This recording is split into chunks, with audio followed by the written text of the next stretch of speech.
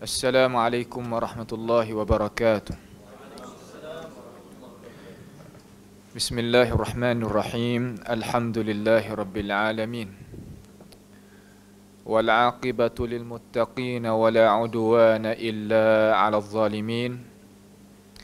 Wa la ilaha illallah ilahul awwalin wal akhirin wa qayyumus samawati wal ardin wa maliku yaumiddin. Innal hamdalillah nahmaduhu wa nasta'inuhu wa nastaghfiruhu wa natubu ilayhi wa na'udzu billahi min shururi anfusina wa min sayyiati a'malina. May yahdihillahu fala mudilla lahu wa may yudlilhu fala hadiya lahu. وأشهد أن لا إله إلا الله وحده لا شريك له وأشهد أن محمدا عبده ورسوله سبحانك لا علم لنا إلا ما علمتنا إنك أنت العليم الحكيم ربنا ظلمنا أنفسنا وإن لم تغفر لنا وترحمنا لنكونن من الخاسرين اللهم أرنا الحق حقا وارزقنا اتباعه وأرنا الباطل باطلا وارزقنا اجتنابه ربنا آتنا من لدنك رحمة وهيئ لنا من أمرنا رشدا ربنا آتنا في الدنيا حسنة وفي الآخرة حسنة وقنا عذاب النار وصلى الله وسلم وبارك على عبدك ورسولك نبينا محمد وعلى آله وأصحابه أجمعين. Alhamdulillah, segala puji bagi Allah Subhanahu wa ta'ala, Tuhan sekalian makhluk, termasuknya kita sebagai manusia. Jadi pada malam ini, dengan takdir dan izinan daripada Allah Subhanahu wa ta'ala, kita boleh berkumpul, berjumpa di satu perhimpunan menututi ilmu pengetahuan di negara kita, iaitu negara Malaysia kita ni. Dengan itu kita adalah satu perkara yang jadi kewajipan di atas hamba lah, terutamanya syukur terhadap Allah Subhanahu wa ta'ala, dan syukur juga kepada saudara kita ni Abi Talha dan Abi Zik kita dan rakan-rakan dan ahli yang adanya jawatan di sini, yang mereka itu sudi berinya peluang untuk kita sama-sama muzakarah sikit daripada cabaran dakwah menyebarkan sunnah di negara Thailand. Kerana dasar al-Islam kita yang sebenar, iaitu dasar yang dibawakan oleh Nabi kita Muhammad sallallahu alaihi wasallam dan rasul-rasul yang lain, nabi-nabi yang lain, dia tidak ada perbezaan walaupun sedikit pun. Kerana tujuan yang Allah Ta'ala utuskan rasul kepada kita setiap zaman tak lain tak bukan supaya kita mentahqiqkan al-ubudiyah kita kepada Allah Subhanahu wa ta'ala. Betul dengan konsep, matlamat, maksud yang Allah Ta'ala jadikan kita sebagai manusia dan jin, supaya kita mengabdikan diri kepada Allah. Wa ma khalaqtul jinna wal insa illa liya'budun. Tidaklah Allah Ta'ala jadikan jin dan manusia malaikat supaya kita itu mengabdikan diri kepada Allah. Abdi diri kepada Allah sebagai maklum di sisi ahli tafsir, iaitu turjumanil Quran, dia beri makna kata illa liwahiduni, supaya manusia itu mengasarkan akan Allah Subhanahu wa ta'ala tentang al-ubudiyah. Jadi Allah Ta'ala utuskan Rasul kepada kita, bawanya dasar tadi. Dasar kata, وَلَقَدْ بَعَثْنَا فِي كُلِّ أُمَّةٍ رَسُولًا أَنِ اعْبُدُوا اللَّهَ وَاجْتَنِبُوا الطَّاغُوتَ. Sesungguhnya Allah Subhanahu wa taala utuskan kepada tiap-tiap ummah tadi itu ada rasul dia. Bawa risalah daripada Allah Subhanahu wa taala kepada umat manusia. Apa yang mereka itu mengajak? Ani abudullah, supaya ibadat kepada Allah, makna mengasahkan Allah taala, wajtanibut taghut, dan menjauh daripada at-taghut. Taghut ni sebagaimana ditarifkan oleh Imam Malik dan lain-lain daripada tokoh-tokoh ulama kita, yakni kullu ma'ubida min dunillah. Tiap-tiap perkara yang diibadat lain daripada Allah Subhanahu wa taala. Maka Islam ini sampaikan kepada negara Thailand ni, kalau kita nak cakap mengikut fakta sejarahnya, tak lebih daripada kurun yang ke-8 tengah-tengah. Datang mari dengan rupa perniagaan daripada Yaman, mari sebarnya agama Islam dengan masalah muamalah, jual beli dan sebagainya, membawa pada kata orang Fatani, orang Thailand dengan cara umumnya, mereka itu menerimakan akan ajaran Islam dengan tidak payah kita tadi itu menggunakan jihad dan sebagainya, itu tidak. Cuma Islam hak sapa kepada negara kita ni, negara Thailand ini, iaitu Islam yang sapa di dalam rupa as-sufiyah, datang dalam rupa at-tasawuf. Cuma pada masa itu, masa permulaan Islam itu sampai, ilmu kebanyakan daripada orang yang memelukkan agama Islam tak tahu kata apa ke hakikat sufiyah. Ini adalah keuzuran yang kita boleh nak berikan terhadap mereka, kerana Allah Subhanahu wa taala tak ambil salah mereka yang tak tahu, sehingga datangnya ilmu pengetahuan daripada Rasul yang Allah Subhanahu wa taala utuskan kepada manusia yang ada pada itu zaman. Allah Subhanahu wa taala kata, "Wa ma kunna mu'adzibina hatta nab'atha rasula." Kami tak akan seksa umat mana-mana sehingga kami itu utuskan rasul kepada mereka itu dulu. Mafhum daripada ayat Al-Quran tadi, makna kata Tuhan tak ambilnya salah mereka yang tak adanya ilmu pengetahuan tentang masalah-masalah pendetailan yang halus, yang jarang-jarang orang tadi itu nak boleh memahami.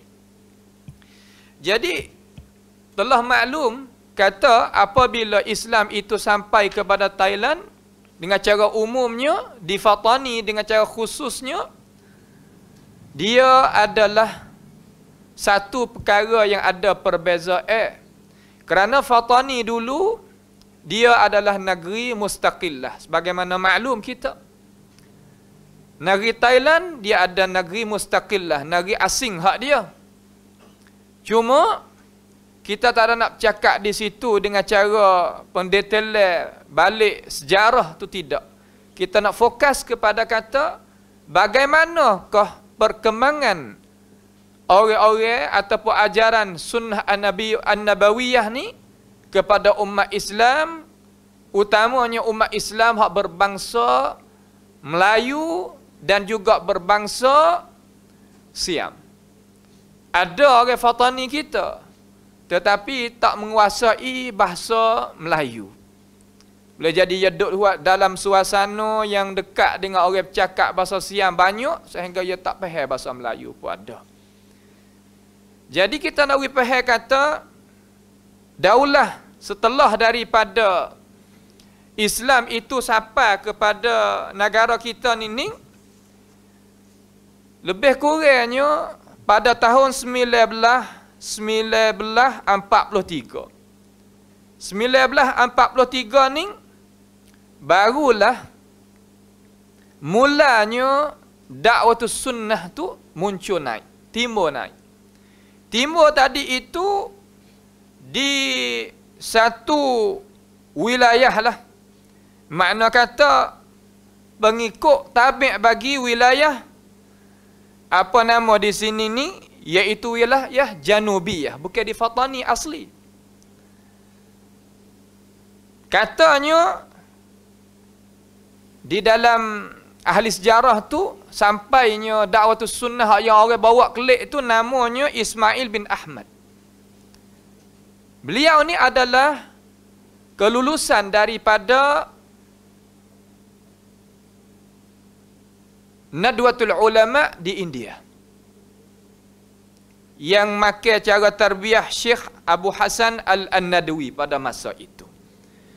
Cuma dia bawa dasar as-sunnah tadi itu dalam bentuknya tak mau nak adanya tahlil orang mati, tak maunya nak tunggunya kubur, tak maunya nak buatnya air safa, itu sebagai rupa mula-mula. Rupa mula-mula yang dibawakan oleh Syekh Ismail Ahmad ni, dia adalah orang mula-mula membukakan cara memikir. Jadi seolah kata pemikiran yang tak serupa dengan majoriti, jumhur orang ada pada zaman itu, ada di Thailand zaman itu. Apabila jadi gitu, membawa kepada kata masyarakat tu mengadu kepada jabatan Syekhul Islam yang ada di Baka, kata pahaman yang dibawakan oleh Ismail Ahmad tadi itu ialah pahaman din jadid, agama yang baru, tak kena mengena dengan aliran 4 mazhab. Maka perkara ni sebagai penghalangan bagi orang-orang Islam kita yang ada di negara Thailand itu nak menerimakan aliran sunnah an-nabawiyah, ataupun dikenalkan dengan aliran mazhabis salaf. Mazhab salafis salih yang kita nak berjalan ni, yang kita nak akad ni, membawa pada orang-orang yang ada di Fatani ataupun ada di dalam negara Thailand dengan cara umum tu jadi takut. Berbagai-bagai tuduhan yang keluar tubik daripada mulut-mulut tokoh-tokoh alim ulama, yang dia itu bersatu dengan kerajaan di Baka. Lalu tahankan jalanan-jalanan yang dijalankan oleh Syekh Ismail bin Ahmad. Tak boleh nak menggerakkan cara memikir tadi itu dengan cara yang kuat-kuatnya.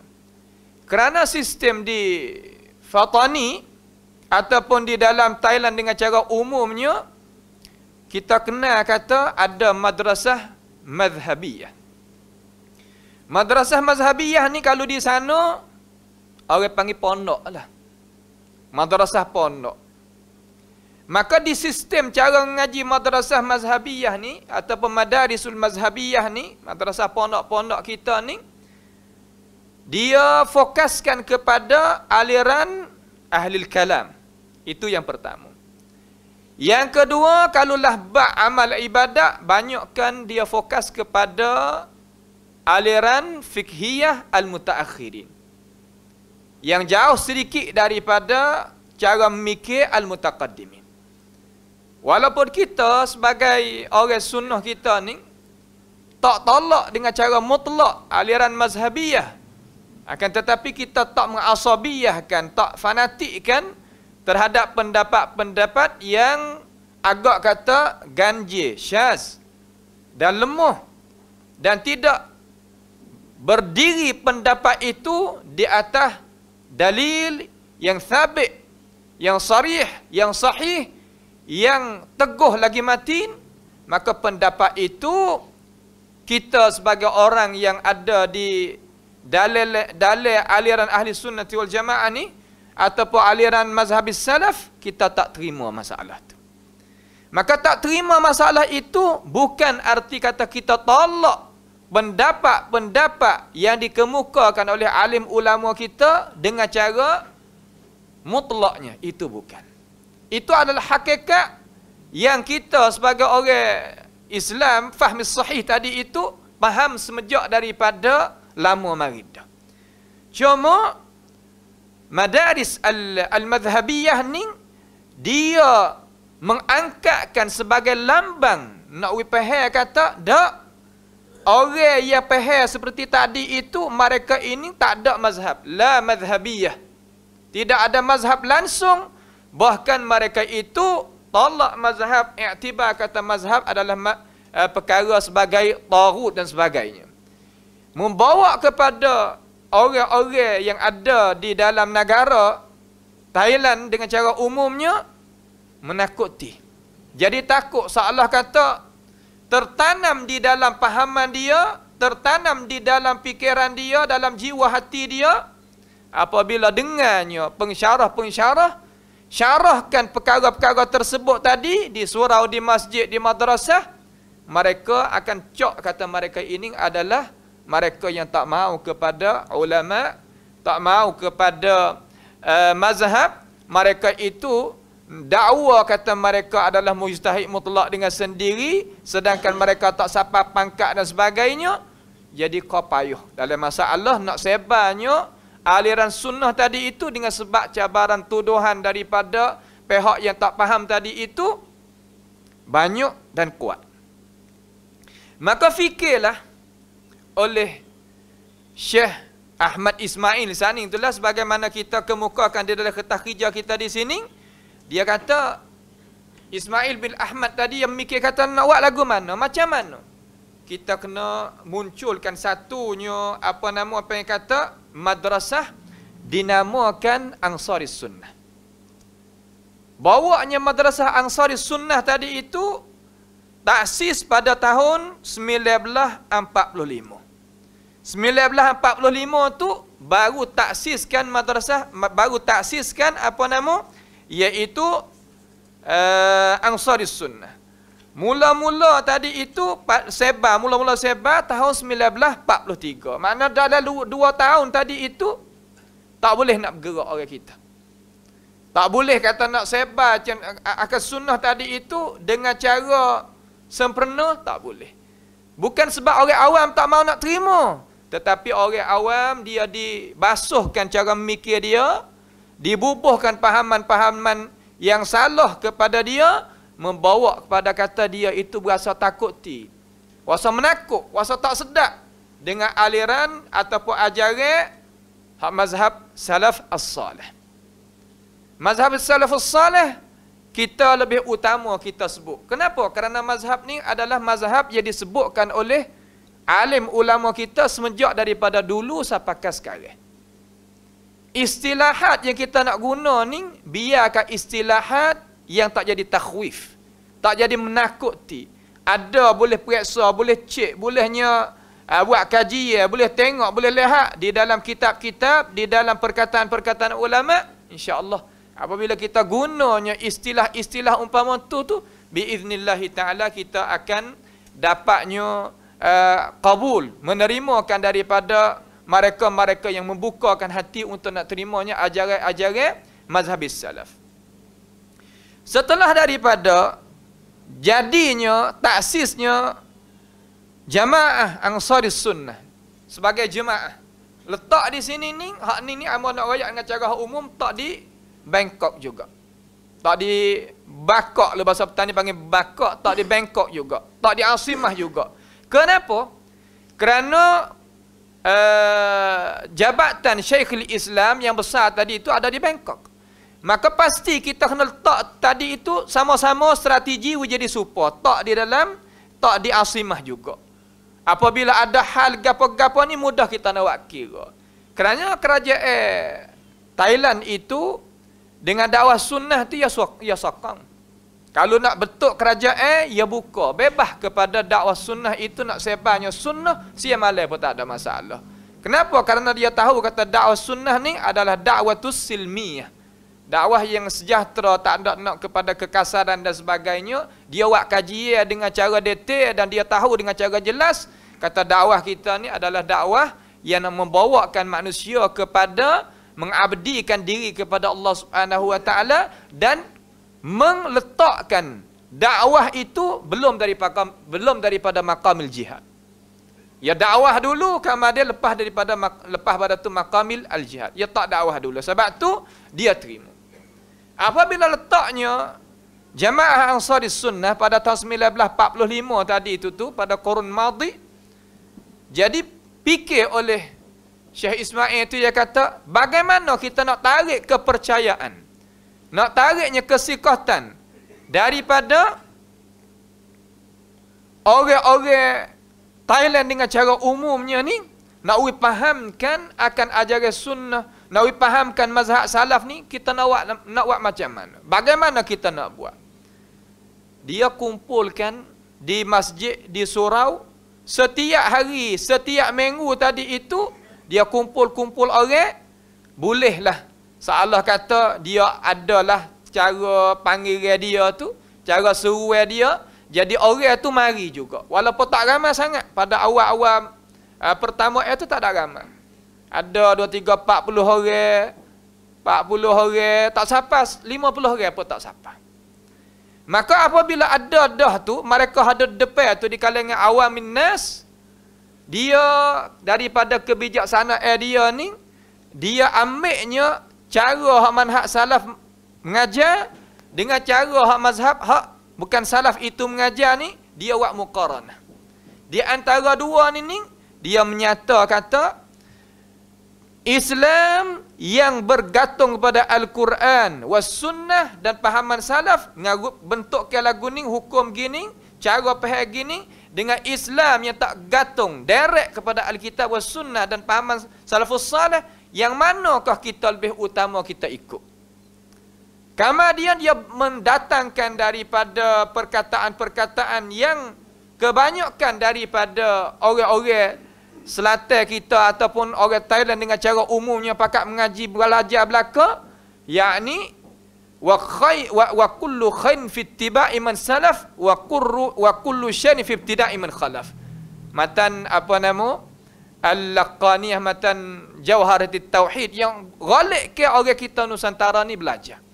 Dia seolah kata mengejakkan cara dia tadi itu dengan matan-matan yang orang-orang tadi itu berasa tak liar hati. Apabila sebut umpama tu berasa tak liarnya hati. Jadi membawa pada orang daripada sikit itu jadi khatamah. Jadi khatamah. Sehingga balik orang yang buatnya fitnah, tuduhan dan sebagainya tadi itu, seolah kata tiap-tiap bulan jadi kurang mereka.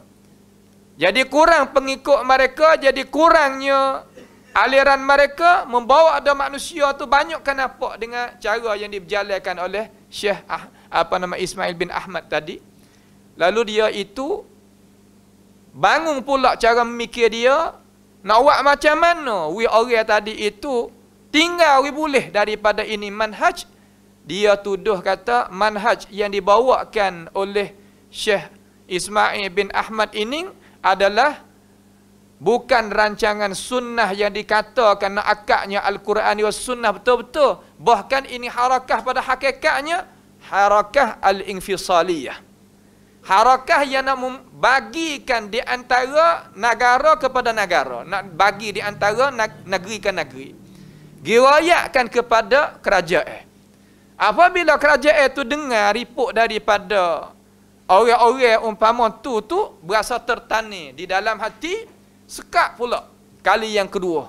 Tak sewi mengajar, kali ni tak sewi mengajar, pakai tutup tepat, tak sewi mengajar, tak sewi berkecek, tak sewi gapo. Di situlah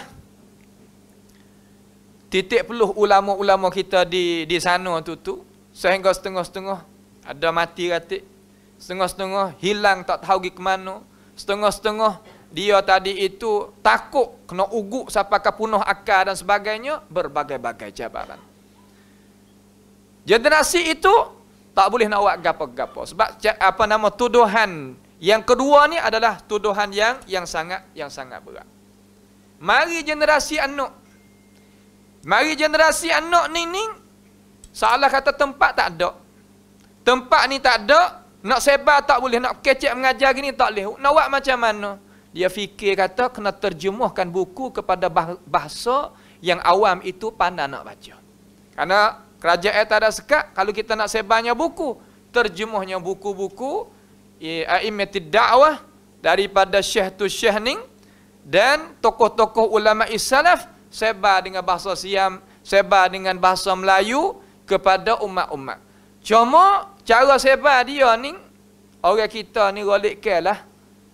Tak kata Thailand sajalah, hak lain-lain lagi ya kurang. Kalau lah kitab tebal-tebal tu ya tak baca. Ya buat biasa muzakirah. Muzakirah adalah 3 helai kertas, 4 helai kertas, cuma ya bagi dalam seminggu tadi itu 2-3 kali. Bagi ni ambilnya tepatnya iaitu di suk, di pasar, di kedai, di apa ni bagi. Membawa kepada orang tadi itu jadi musaqqaf. Ada di dalam akal fikiran dia tadi itu, kata Islam sahih ini macam ini. Di situlah bangunnya pahaman daripada kalangan awamin nas menolakkan perkara-perkara rengkaan dan perkara-perkara yang jadi khurafah. Perkara-perkara yang jadi al-khurafah. Apabila gitu tahun yang ke-1995 tadi itu, seolah kata tahun ini adalah tahun yang cermelang lah. 1955 ni lepas pada tu sikit jadi cermelang. Kodok gagah semata orang-orang sunnah kita di Thailand. Sehingga boleh bertapaknya di Bangkok tadi itu jamaah Ansarus Sunnah sampai sekarang. Sampai sekarang. Ini kita nak kecek dengan cara hak umum. Atau kita nak kembali sikit kepada selatan Thailand. Selatan Thailand ni apabila sebut masuknya Narathiwat, masuknya Jala, masuknya Fatani. Jadi di sini ni apa yang kita nak cerita dan naknya apa yang kata nak kongsikan di sini, yakni mula-mula sekali ni semua tokoh-tokoh ulama kita ni ghaliklah mengaji daripada Makkahul Mukarramah belakang. Semua ulama-ulama kita daripada selatan Thai ni mengaji di Makkahul Mukarramah. Cuma mengaji dengan sistem ilmu turas. Turas di situ makna kata turas mutaakhirin. Turas al-khalafi. Mengaji ilmu kalam, mengaji ilmu maqulat, mengaji ilmu mantiq, mengaji ilmu falsafah dan fiqh beraliran mazhab mutaakhirin dan sebagainya. Ghalib tu mengaji gitu. Sehingga ramai tadi itu pakat kelik, pakat gi dengan cara tak ada, jadi ada perbezaan lah. Semua tadi itu pakat kelik mengajar hak tu belaka. Keliknya sebar hak tu belaka, sama ada bab akidah, bab amal ibadah, bab pahaman, bab suluk, bab gapo ni pakai hak tu belaka. Tiba-tiba masa yang Kamadia ni lah, makna kata masa orang bahasa Melayu ni hadut dalam negara Thailand hak aqalliyah ni, kalau lah 3 wilayah ni 90% orang Islam kita, 90% orang Islam kita. Timurnya satu orang nama, kalau ada kenal tu, iaitu Tuan Guru Pada orang dia panggil Pada Makkah. Di Malaysia kita ni pun ma'ruf juga. Dia adalah Syekhul Masyayikh yang duk mengajar di Makkahul Mukarramah. Mengajar tadi tu hak dia hebat sekali, iaitu tentang ilmu usuluddin dalam aliran mazhab khalaf. Dalam aliran mazhab khalaf. Jadi ada anak buah dia tu. Anak buah dia tu namanya Haji Abdullah Al-Fatani. Haji Abdullah Al-Fatani ni dia belajar dengan Pada ni tentang masalah usul Al-Aqaid Al-Khalafi sehingga boleh jadi tokoh pula. Cuma dia dak tengok di dalam kitab-kitab Melayu kita ni, tak kira kitab Syekh Daud ke, kitab lain lagi daripada Syekh Daud ke, bab kematian tadi itu hak yang dijalankan oleh adat istiadat orang 3 wilayah tak serupa dengan apa yang ada di dalam kitab. Apabila dia tamakun, seolah kata dia itqan molek dalam masalah nak mensebarkan ilmu agama kepada umat masyarakat, guru pun izin, dia kelik bertapak di tanah air, di Fatani tadi itu, dia mula mengajar. Mengajar bab mula-mula yang dia tetangkan. Dan dia tadi itu tak supanya perjalanan dia dengan orang-orang yang ada pada zaman itu, yakni dia tegur masalah tunggu kubur mula-mula sekali. Kemudian masalah bina kubur. Kemudian masalah buat kematian orang mati. 3 perkara ni adalah dia tadi itu sungguh angkatkan syiar, angkatkan lambang, angkatkan ilmu pengetahuan yang dia belajar daripada alim ulama, mengikutnya kitab. Lalu dia baca ibarat daripada kitab Buriyah At-Tullab, baca Furu' Masail, baca hak tu, baca hak ni, sehingga orang zaman tu awamun nas duk binanya kubur tadi tu, katak kubur sama kubur tadi itu sebagaimana kita pergi tengok di Ma'la dan di Al-Baqi' di Makkah Al-Mukarramah. Jadi sama molek kubur. Tak ada tunggu kubur, tak ada bina kubur, tak adanya puja kubur, habis dia basuh. Ini mula-mula. Jauh sudut mana? Sudut yang sakut paut dengan kematian, kubur dan sebagainya. Ini kebaikan Syekh Abdullah Al-Fatani. Ma'ruf. Dia kalau kita pergi bertanding, kita tanya kata, manakah pondok pondok Baba Abdullah Benang Kebun? Benang Kebun. Kita akan dapati orang pakat tunjuk dengan satu tunjuk ke kata di situ. Dekat dengan pondok ataupun madrasah Rahmaniyah yang diketuai sekarang oleh Dr. Ismail Lutfi, dekat situ. Kalau kita pergi Fatani, dia tak jauh. Itu adalah tokoh mula-mula mari cakap tentang masalah kubur. Jadi terbukanya cara mikir sehingga kata orang ni kebun. Nah, kalau kita nak kecek dengan cara mudah, ia berkeras-kerasan dalam masalah menghuraikan ibarat kita tentang kematian. Kata dalam Islam ni gini cara dia. Itu balik satu sudut. Itu satu sudut. Kemudian apabila kita nak setuh sikit belum daripada dakwah hak Syekh Ismail Lutfi ni, macam mana cabaran dia lagu mana, nanti kita nak setuh, kita nak royak dengan cara luas-luas. Ada seorang lagi nama tokohnya Syekh Abdul Rahman bin Ahmad. Syekh Abdul Rahman bin Ahmad ni tua kita Madrasah Al-Thaqafiyah di Fatani. Dia mengaji di Ummul Qura.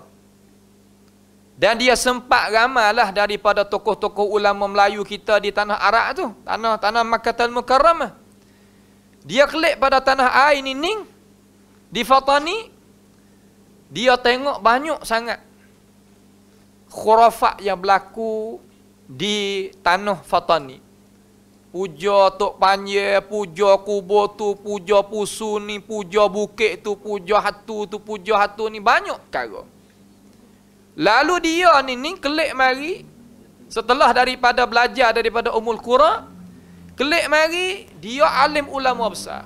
Anak murid pada juga Alama Azkur dia ni. Tetapi, dengan sebab pendirian yang dia tetap, serta dia adalah pakar, adalah keilmuan yang dia itu belajar mengaji, dialah mula-mula cetakkan kitab Tauhid bagi Syekh Muhammad bin Abdul Wahab kepada umat Tani. Cetak kitab ni untuk wak mengajar sebagai muqarrar bagi umat taning. Pada zaman tu tak ada walaupun satu kalimah. Nak pergi kata kitab ni adalah kitab Dinul Jadid, kitab kaum muda ke, kitab Wahhabiyah ke, kitab tak ada. Di Fatani tak ada biar cakap walaupun sikit pun dengan itu perkataan. Semasa mana? Semasa Tuan Guru Haji Abdul Rahman bin Ahmad, dia cetakkan akan itu buku dan dia sendiri yang mengajar. Dia sendiri yang mengajar, dia tak kitab Tauhid di sini. Balik ni dia tak kitab Fathul Majid, syarah bagi kitab Tauhid bagi Syekh Hasan, cucu bagi Syekhul Islam Al-Mujaddid Al-Imam Muhammad bin Abdul Wahhab rahimahullahu ta'ala. Maka orang petani kita ni mengaji daripada itu buku sehingga habis daripada pahaman orang Fatani, puja hatu, puja tok nenek, puja pusu, puja kubur, puja tok wali, habis. Dibasuhkan dengan cara jelas. Tetapi keistimewaan Syekh Abdul Rahman bin Ahmad ni tak ada orang nak buat musuh dengan dia. Tak ada orang nak, seolah kata kalau bahasa petani enggak nak belaga bau dengan dia. Seolah kata nak cakap, bicara dengan dia tak. Kenapa? Kerana kepakaran, keilmuan dia itu hebat sangat. Semua ibarat-ibarat kitab di dalam dada dia. Semua matan-matan di dalam otak dia. Apabila dia bercakap di atas ilmu pengetahuan sehingga orang-orang lain tadi itu tak kuasa. Keistimewaan lagi, dia ni adalah menatu pada menatu pada Al-Fatani. Pada Bakurah itulah dia menatu. Maka pada itu masa Syekh Abdul Rahman bin Ahmad ni mari sebarnya kitab Tauhid di tanah Melayu, tanah Petani khususnya, dia tak kata dan tegah menatu dia walaupun satu perkataan. Ini nak ayat kata awamun nas boleh terima. Boleh terima dakwah sunnah, sunnatin nabawiyah mazhabis salaf, dia boleh terima. Cuma yang jadi masalah di kalangan tokoh-tokoh tu juga. Kenapa boleh jadi gitu? Telah maklum bagi kita, orang yang belajar mengaji di sini, hamba kata tak kena bercakap banyak, dia tahu. Li ajli maslahatid dunia. Maslahat dunia. Mereka tahu. Ya'rifunahu kama ya'rifuna abna'ahum. Mereka kenal kata kitab yang dibawa datangkan oleh Syekh Abdul Rahman bin Ahmad ini adalah kitab Islam sahih. Islam yang nak membersihkan pegangan, nak membersihkan pahaman, membersihkan iman seseorang itu dengan Allah Subhanahu wa taala. Tak kanan ataupun kiri. Tak kok tu, tak kok ni. Nak betul dengan Allahu Jalla Jalaluh. Apabila gitu, mula-mulanya kita kembali sikit klik pada Tuan Guru Syekh Abdullah Al-Fatani tadi itu. Mula-mula dia dok mengajar tadi itu, dia mengajar bab sakut paut dengan kematian hak raya sani. Hak ni mari proses masalah bab tauhid al-uluhiyah. Ni bab ni Abdul Rahman bin Ahmad ni dia mari proses masalah apa? Masalah tauhid al-uluhiyah. Maka dua-dua orang ni perbezaan lagu mana? Perbezaan yang gini. Hak ni Syekh Abdullah ni aqidatuhu aqidatul khalafiyah, aqidah khalaf. Hak ni aqidatul moyo balik aqidatus salafiyah, aqidatus sunniyah kita kata hak ni. Perbezaan tak ada banyak manalah. Cuma anak murid tu. Orang sama-sama reti ni ya ada bab salah kata muamalat bainal fiqh al-ikhtilaf tu ya ada. Cuma anak murid tu, anak murid hak ni dengan anak murid hak ni terkadang adalah salah kata tak nampak mung tak nampak ku adalah gitu sikit. Jadi Syekh Abdullah ni setelah daripada Tuan Guru Haji Ismail bin Abdul Rahman yang dikenalkan dengan Dr. Ismail Lutfi tadi itu, ia klik mari mula-mula. Ya tadi itu royak kata ni orang muda klik mari dah ni daripada tanah Arab. Semua hak mengaji dengan aku ni gilah mengaji dengan dia, dia kata. Pergi mengaji dengan dia. Pergi mengaji dengan dia. InsyaAllah keberkatan kita di petani kita ni ada. Ada apa? Ada keberkatan yang banyak kita pergi mengaji. Karena dia tahu kata aliran kita ni perkuburan sama. Tapi dia tak ada, dia tengok lagi tentang masalah bab pegangan. Setelah daripada dia anak murid dia mengaji dengan orang kita ni dengan cara satu fatrah, didapati kata apabila balik kita ni syarah tentang ayat sifat, kita ijra'uha ala zahiriha wa nafa anil ayat sifat kaifiyah. Kita tolak daripada ayat sifat tadi itu, kita tolak kaifiyah serta kita mengertikan makna. Di situlah jadi pertemuan. Dia kata gini tak kena, kita kena tarik kelik mari anak murid kita jangan mengaji dengan orang umpama ni. Di situ pecah dua. Pecah dua, jadi dua kumpulan. Ada yang tetap mengaji di madrasah Rahmaniyah, ada yang kembali kelik. Ada yang kembali kelik. Maka di sinilah seolah kata setelah daripada berlaku peristiwa itu, mari baru datangkan istilah Al-Wahabiyah di Fatani. Baru berlaku istilah Al-Wahabiyah, kumpulan Wahabiyah, kumpulan Dinul Jadid, kumpulan Mutasyaddidun dan sebagainya, baru datang daripada situ. Lebih kurang tak lama pun, 30 tahun lebih-lebih, tak sampai 40 lagi lah hamba ingat ni. Pada masa tu semua pakat capur tangan belaka sehingga jawatan kuasa Islam di negara kita ni waktu bek satu risalah bahaya fahaman Al-Wahabiyah bagi kepada semua surau-surau.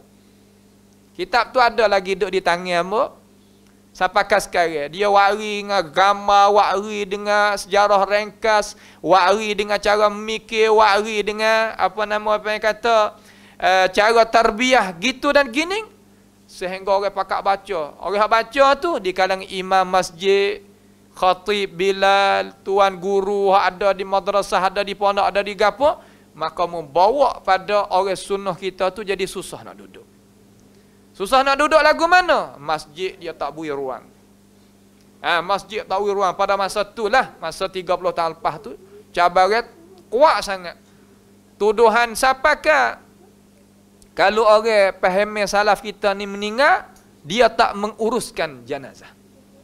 Sampai kita ni kena bawa kereta, kena ambil kereta, kena pergi semaya, kena pergi kapal, kena pergi caralah orang kita. Terkadang tak boleh tanam di kubur dia.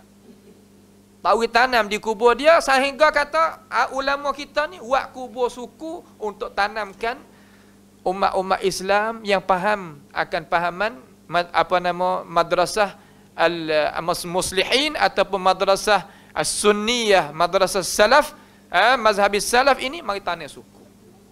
Membawa pada kata orang kita ni jadi susah. Sehingga dia tadi itu pakainya satu kaedah kata la tasma'u li hadzal qur'ani walghaw fihi la'allakum taghlibun. Kalau kamu itu nak dapat kemenangan, nak dapatnya kemuliaan di atas mereka ini, kita jangan dengar langsung. Itu dia. Sehingga tanam itu, sifat yang tanam hari itu sampai sekarang 2023 orang duk pakai lagi. Tak mati lagi cara memikir itu. Sampai sekarang duk pakai lagi. Tapi alhamdulillah dengan sebab kita ada siaran langsung bas mubashir ini, ya masuk di dalam rumah orang boleh tengok telefon, tengok gapo, alhamdulillah. Alhamdulillah, mana kata tersebar hari ini sunnah tersebar sikit ke sikit sehingga tu jadi ramai. Masjid kita pun dibuka, apa gapo semua tadi itu barulah baru ni je. Baru kita seolah kata tak lama, tak sampai lagi 10 tahun. Orang tadi itu kau banyak. Di mana ukuran kata orang sunnah kita di Fatani itu, di Thailand tu banyak apabila hari perayaan Aidil Adha. Apabila Aidil Adha isytiharnya Makkahul Mukarramah kata, hari ini adalah hari Arafahnya, pakat puasa habis licin.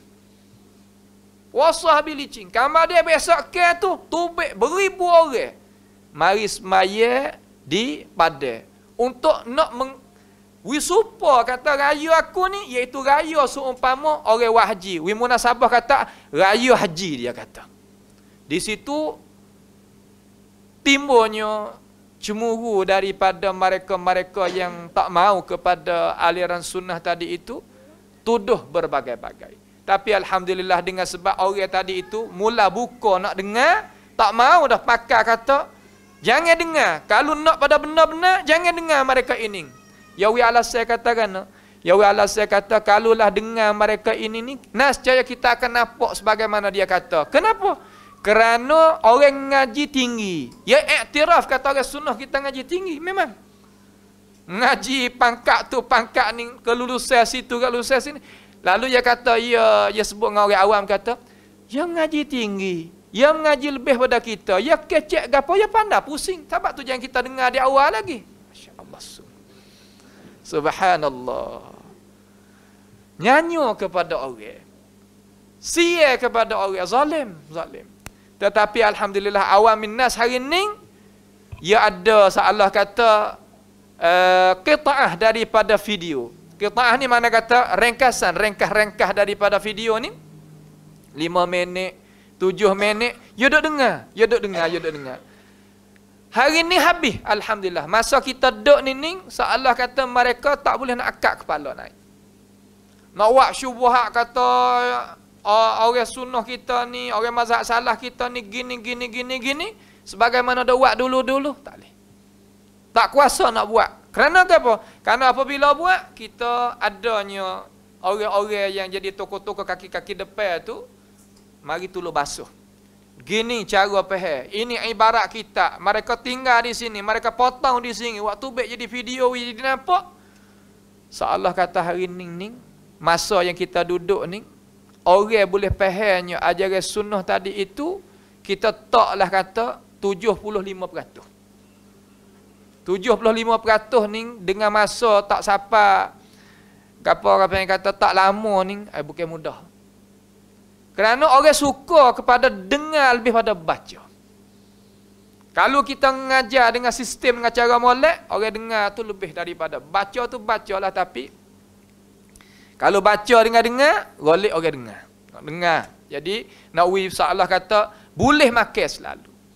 Itulah seolah kata perkara-perkara, cabaran-cabaran di sana, sehingga masa tok guru kita ni tak boleh nak royak, tak boleh nak sebut, tak boleh nak kecek dengan cara sungguh-sungguh. Tapi mari generasi hak baru-baru ni boleh sebut, boleh cakap, boleh royak, boleh bincang, bolehnya bukanya pandangan dengan sebab manusia kita ni apabila dia tu buka diri, buka hati, buka pandangan, nak dengar juga orang-orang mengajar, nak dengar juga orang-orang ceramah, hak berlainan pendapat dengan kita, berlainan aliran dengan kita, sehingga satu hari itu ada beberapa orang yang mari iktiraf, seolah kata mari mengaku diri dia di atas kesalahan. Dia kata, dulu duk faham kata demo duk royak kata puak demo ni faham ayat sifat Tuhan ni serupa dengan kita faham ayat hak manusia ni, dia kata. Apabila kita buka dengar, dak dia kata. Dak dia kata bukan lagu tu. Kita dak kena tuduh mata demo lama, dia kata. Dak kena tutup mata lama, dia kata. Hari ni alhamdulillah, di mana orang kata, di situlah kita nak pergi dengar. Aja ambil apa yang kata, ambil cara baru. Hak mana orang tuduh orang, nanti kita pergi dengar di situ. Maka dakwah sunniyah hari ni mengatasi Syiah pun duduk bawah, Sufi pun duduk di bawah, Ahlul Kalam kau jauh lagi. Sebab Ahlul Kalam ni pada masa kita duduk ni orang tak mau. Buat apa? Kerana rawamid payah dalam masalah bab pegang ni. Nak i'tiqad kata bab ta'thid satu perkara ni orang awam tak tahu. Supaya kita duk kecek kata kalulah kita i'tiqad kata yang duk kecek tadi ini kena kepada diri kita, salah dengan akidah gitu gini, awam tak terima hari ni. Terutama hak mengaji akademik sendiri, ngaji medik, ngaji berapa ni, pelajar medik, pelajar akademik, dia tak mau, dia tak terima, dia tolak, pakai tolak terus. Maka dia nak buat lagu mana? Pasti kena kembali kepada dasar Alkitab was Sunnah. Hari ni kita tengok Ahlul Kalam baca juga dah ayat Al-Quran. Baca juga ayat Quran, hadis tu kurang lagi. Baca juga ayat Quran supaya nak jadi sebagai tempat dia nak menggantungkan diri dia kepada ayat-ayat Al-Quran. Awamun nas di Thailand hari ni kalau tak baca ayat Quran, tak baca hadis Nabi, dia pakai bakit tubuh dia tubik lagi. Dia tak ada. Alhamdulillah ni hadza fadlullah yu'tihi man yasha. Allah Taala beri kelebihan hari ni. Cuma berhajat lagi kita ni sebagai orang sunnah tadi itu jangan berhenti sekadar ni. Sebab cabaran ni kalaulah kita berhenti, ya ulang pula kembali mari. Kita nak buat lagu mana hari ni duk mikir di Thailand ni? Nak buat lagu mana adanya tempat nak talaki ilmu sunnah mengikut sistem yang ditalakikan oleh ulama sunnah pada abrul qurun. Pada setiap masa, setiap generasi. Kalau tidak ada hak tu, nascaya kita tadi tak lama. Cara kita nak mengaji sunnah ni, amo nak fokus sini sikit, nak ambil masa sikit, insya-Allah kita sabar. Yang ni kita mengaji boleh dua cara. Yang pertama kita mengaji sistem turasi ataupun kita mengaji sistem akademik. Sistem turasi kita pergi balik mutun, balik mata-mata. Umpama mata apa nama At-Tahawiyah, mata Syarhus Sunnah, mata tu mata ni beberapa mata-mata sakut paut dengan bab al-aqaid. Sakut paut dengan bab apa nama al-fah, usulul fah, usulul tafsir, usulul hadis dan usulul lughah dan sebagainya. Dan kita mengaji hak ni mengaji mengikut akademik. Kalau kita mengaji gitu, insya-Allah kita orang sunnah ni akan duduk depan. Hari ni di Nusantara kita ni wallahu alam lah, di Fatani ni duk suluh-suluh tengok lagi, tak ada lagi tu. Tak ada lagi. Di Malaysia ni wallahu alam lah ada lagi sistem talaqi, ambil daripada mustawa awal sehingga mustawa muntaha, tubik daripada sistem hak kita bina tadi tu, tubik jadi alim ulama yang berdasar kepada mazhab salaf itu 100% tu. Ada lagi saya pun tak tahu juga. Cuma caranya, kalaulah kita tak binanya umat masyarakat kita dengan apa yang kata, dengan cara macam tu, nascaya kita seolah kata tak ada pengganti. Tak ada orang yang nak buat kerja sambung lepas daripada kita. Kita tak mahu nak tengok di antara sama-sama sunni, sama-sama fahaman salaf, sama-sama orang duduk di atas mazhabis salaf, seolah kata tak nampak mu, tak nampak aku. Di sini perkara yang kita wajib kena meraihkan. Kerana orang zaman salaf dulu, dia seolah kata dia boleh nak bangunnya dasar salaf, pasti dia tu ada metodologi, adanya usulul fah, cara faham tadi itu dengan cara jelas. Hari ini kita tengok pertemuan di antara satu sama lain di kalangan orang kita ni bukan sikit. Di luar negara apa gitu, dalam negara apa gitu, banyak-banyak perkara yang kita boleh tengok ni, ini pasti kita tadi itu kena intabih, kena jaga-jaga molek. Kalaulah kita tak jaga sini, dasar kita tak naik. Dasar kita ni penting lebih daripada peribadi kita. Kalaulah peribadi kita tadi itu nak akak lebih daripada dasar kita, Islam kita tak akan naik. Mazhab salaf hak kita duk nak sanjung tu tak akan naik. Jadi naik mazhab hak yang lain. Ini kerugian bagi kita. Alim ulama kita usaha nak akaknya ini manhaj naik, cuma mai rutuh zaman kita dengan sebab kita tak ada sistem. Dengan sebab kita tak ada cara, dengan sebab kata kita ni tak ada tahu usul asal. Dalam masalah kita kalau nak setuh sikit, dalam masalah berdialog ataupun ada munaqasyah, ada munazarah, terkadang kalau kita tengok di luar negara sendiri pun, yang kata negara kita tak apalah, kita kata ada kebaikan banyak situ. Terkadang dia tak ada munaqasyah di usulul fahm, di usulul istidlal, di usulnya asas, usul asas dia. Di munaqasyah di ranting dia, di salah kata di dahan dia, di akhir hujung dia. Itu masalah. Bagaimanakah orang hak bukan mazhab kita, ahlul kalam masalan, dia faham kata ayatus sifat minal mutasyabih. Kenapakah dia faham kata ayatus sifat minal mutasyabih? Cuba kita tanya kita orang sunnah ni, hadok atas risi seumpama amba ni dan hak pendengar semua ni, kita boleh jawab tak kepada diri kita, kenapa mereka kata ayat ni mutasyabih, ayat ni ayat muhkamat? Limaza? Kalau kita ada usul, kita boleh tunjuk. Kenapa? Sebab usul mereka 1, 2, 3, 4, 5. Usul kita 1, 2, 3, 4, 5. Barulah kita tubik, boleh muqaranah di antara hak ni usul gini, hak ni usul gini. Hak ni faham gini, hak ni faham gini. Tepat puca kita nak menyelesaikan masalah, ya ada. Kalau kita tak ada duduk situ, ya payah kita nak ungkap masalah. Hari ni banyak dah di kalangan umat Islam kita tadi itu terkadang usul hak kita sendiri pun kita kurang nak jadi tahu dengan pendetailan. Dengar boleh sunnah, dengar boleh akidah salaf, dengar boleh mazhab salaf. Apa inti mazhab salaf? Apakah fahaman sunnah? Apakah dasar mazhab salaf yang berdiri di atas gapo? Situ tempat yang kita kena mengaji siapa. Kita boleh belajar. Di Fatani hari ni pakat duk nak klik situ belakang. Pakat nak klik di situ. Masa zaman dulu, masa kita kecil-kecil dulu, hak ni rangka hak ni masalihul mursalah. Hak ni rangka ni masalihul mursalah. Orang tanya kata, al-farqu bainahuma kaif? Beza di antara masalihul mursalah dengan rangka bid'ah ni beza macam mana? Tak tubik natijah.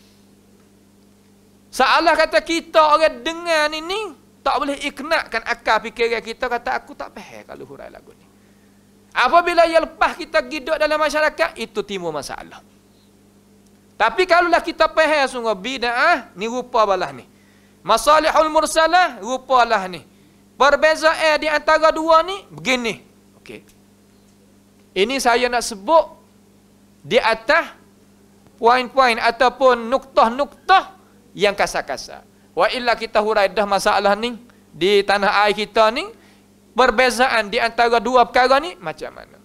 Sebut apa? Kerana nak kita tambah semangat, kata kita nak ngaji, pasti kita ngaji klik pada usul asal. Supaya ngaji pekah lah kalau kita kecek mudah-mudah. Apa boleh kata ini wajib. Apa boleh kata ini ni makruh. Apa boleh kata ini ni haram. We tahu sampai ke gitu, insya-Allah dakwah sunnah kita, mazhab salaf kita akan pergi sebar seluruh daripada negara-negara kita. Orang duk takut ni sebab dia tak faham. Pak kita sendiri tak ada tokoh untuk nak fahamkan benda tadi. Tu salah kata lambat sikit tu kita. Hari ni insya-Allah kita boleh muzakarah pada Baitul Salam di sini dah. Iaitu insya-Allah kita pakat caput tangan daripada Fatani sendiri, daripada Malaysia kita sini sendiri, dan ikhwah-ikhwah kita di mana-mana lagi. InsyaAllah kita pakat jalan lagi, pegang tangan satu sama lain. Janganlah kita ambilkan diri kita, peribadi kita tak atas daripada dasar al-Islam as-sahih ini. Tak jadi lagu tu. Salah kata kita akan jadi rugi. Maka pada perjumpaan kita sekali ni, insya-Allah kita minta undur diri dulu.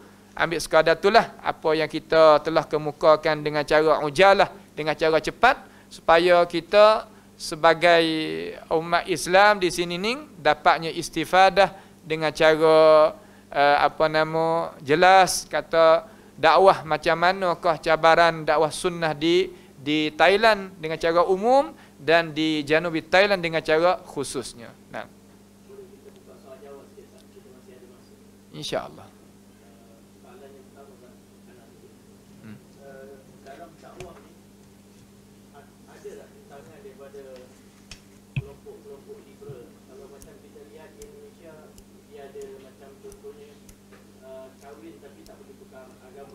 Ya. Di Indonesia dan Singapura.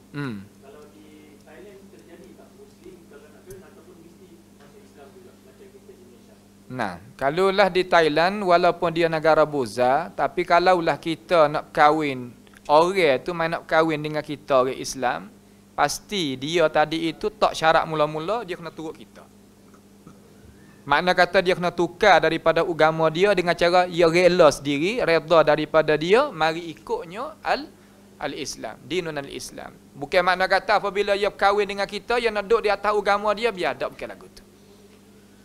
Tak ada masalah lah situ Ustaz tu. Ada terjadi tak macam kes macam kita ada terjadi di bulan yang mana orang kita mungkin nak kahwin dengan orang Muslim, dia murtad. Ada terjadi, dan kalau terjadi, adakah ada undang-undang di Thailand?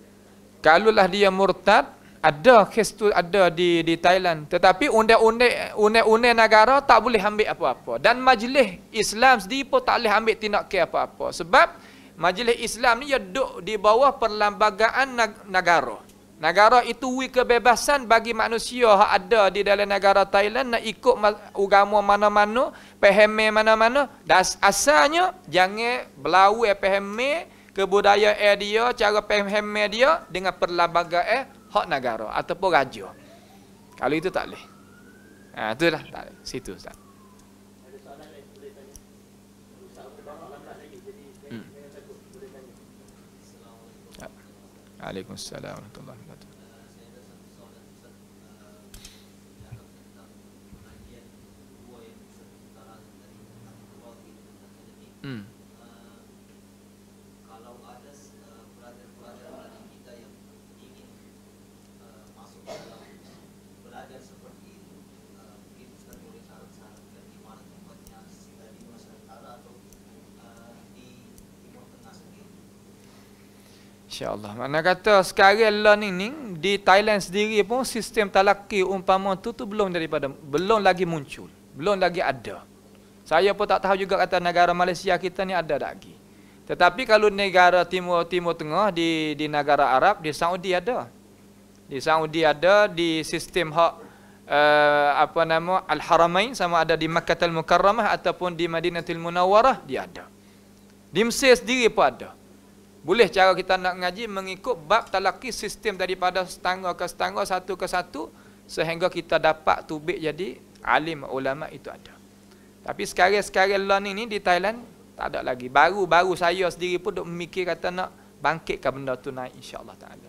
Di Mesir sendiri Ustaz, sebab sebagai ikhwah kata di sana sebab tempatnya syariah, adakah masih sistemnya Ustaz utara itu masih ada, Masa saya duduk di sana tu sistem ni memang ada.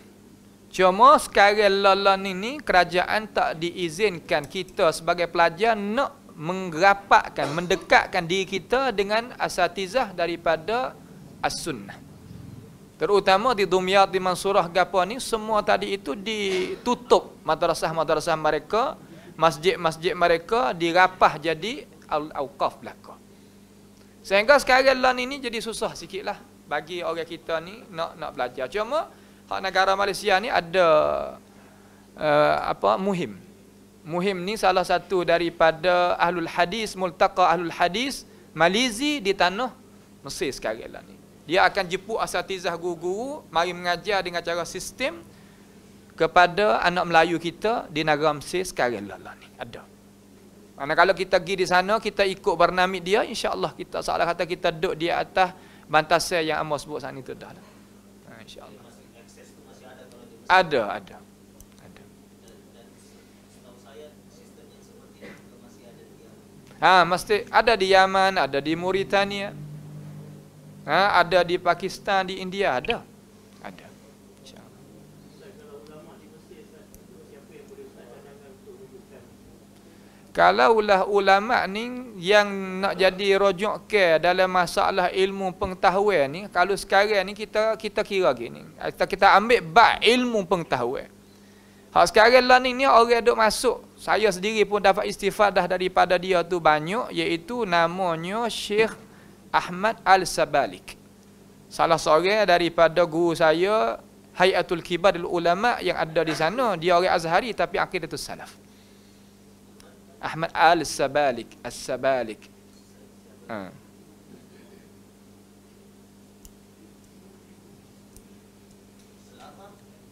Al-akhir kasirun. Banyak lagi. Yang kita nak sebut tadi itu insya-Allah makna kata kita nak akan kita senarai kepada apa nama itu saudara kita di sini.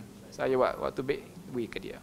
Insya-Allah taala. Ya, saya bagi insya-Allah. Ustaz, satu lagi soalan ini bukan mungkin ilmiah sikit lah. Ya, ya. Minta pertolongan kepada Ustaz.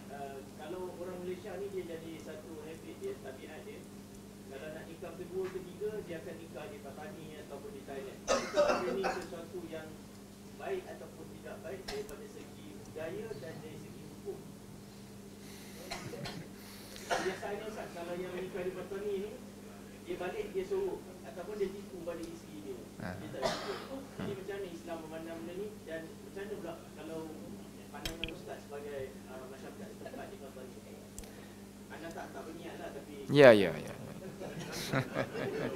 kena beritahu Ustaz nanti kalau dia tengok live. Ya, ya, ya. Ya, masalah menikah dua ataupun tiga ataupun empat ni asalnya ya harus ya. Ya harusnya. Kama dia masalahnya hari ni Tuhan kata fankihu ma tabalakum minan nisa'i mathna wa thulatha wa ruba'. Fa in khiftum alla ta'dilu fawahidatan aw ma malakat aymanukum. Kalau kita berasa kata tak cukup dalam arti kata kita tak kuasa tak tu tak ni, pada sore tak apa dah. Kalau 2, 3, 4 tadi itu memang bagi orang ada kemewahan. Cuma di negara Sia ni orang nak menikah yakni daripada kerajaan negara, kerajaan wilayah. Kalau di tempat saya duduk ni wilayah Jala, ada di sana wilayah Fatani. Ramai di kalangan orang Malaysia dan orang-orang lain lagi pergi kahwin di sana. Cuma undang-undang hak diakukan oleh negara di sana tu nak tanya kata ya aku ke tak? Perbuatan lagu tu ya tak aku. Salah kata dia tak ada suka mana lah. Tak ada jujur mana dalam masalah buat kerja lagu tu. Moga kata goliknya orang dah buat lagu tu tak jadi salah kata tak jadi ada kebaikan mana ataupun tak jadi jelas mana. Sehingga duit yang orang beri tadi itu memanglah kita kata kita tak sesuai lah situ takut kena pada peribadi orang dah. Jadi orang-orang duduk dalam kerja situ sendiri pun dia kata duit ni adalah duit tak cuci lah. Salah kata dia pergi kerja salah benda-benda yang tak sesuai. Akan jadi timbul masalah banyak hari ni. Orang hak di Fatani hak duk akak sangat lambang suh 2, 3, 4 ni. Amba kenal. Dia tak apalah kita kata dia milik dalam tangan dia 1 juta, 100 juta. Duit dalam tangan dia 100 juta. Pak kita ni tak ada walaupun 100 rial ni nak turun hak tu nyanyi juga kita. Nampak dah tu? Tu masalahnya. Sungguh kata Allah Taala ni bagi rezeki. Memang, tapi rezeki salah satu daripada kita nak hasil iaitu kita kena gerakkan kaki tangan kita. Asbab masuk dalam qada wal qadar. Bukan duduk luar pada qada qadar. Al asbab minal qada'i wal qadar. Kalaulah kita tak usaha di naratiwat sekarang lah ni banyak sekali masalah talak. Nikah banyak. Talak tiap-tiap hari banyak. Buat apa? Kerana tidak ada nafkah. Nafkah tu adalah wajib. Hak besar sekali. Apalah tak ada? Ada lah mana? Ini masalah. Sehingga ada kawan saya, ni saya nak ayat data sifat. Azkur lakum alal awsaf walaysa alal ashkhas. Dia ni duduk di Mesir, belajar di Mesir. Kahwin dengan orang Mesir boleh anak 2, 3, 4 orang lah. Lepas tu kelik rumah makin pengaruh. Nak kahwin 2. Kahwin dengan ni orang atas panjang ni. Tiba-tiba ada masalah. Masalah tinggal yang kedua. Sebab ada masalah yang pertama dengan yang pertama. Apabila tinggal yang kedua, duk tak lama jadi masalah pula dengan yang pertama. Sekarang ni talak dua-dua. Ini masalah.